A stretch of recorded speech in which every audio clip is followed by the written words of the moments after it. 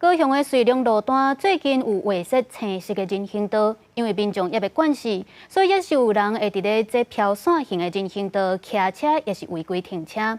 交通局今仔日有去现场会勘，目前伫人行道是有设这黄色的铁仔来咧阻挡车辆违规，这一个月来因嘛加强看到。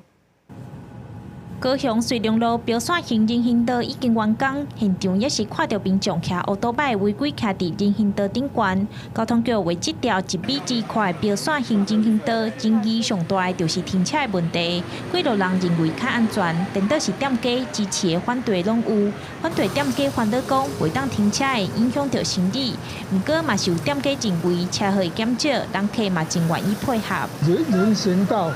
无偌侪空间，还机车当停来买物件，拢无得到，完全没有。人客配合度拢袂歹啊，看起来道路也较整齐，嘛袂有车祸的问题安尼。更希望能够这个推广能够在高雄市有更多这种地方，让我们行人能够有一个活动的空间，有个安全舒适的环境。70透早，交通局会同里长议员到现场说明，瑞隆路新的标线型人行道增加交通管影，加强区隔，伫转弯的所在甲人行道扩大，避免驾驶有转弯的死角，减少车祸发生。就恐惊也是有民众无了解，乌白停车，交通局会请里长店家加宣传。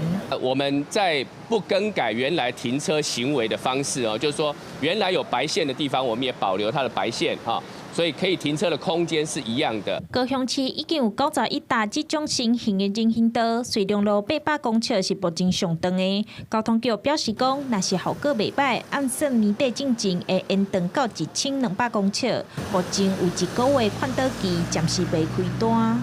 记者钟义辉、邱兆勇高雄报道。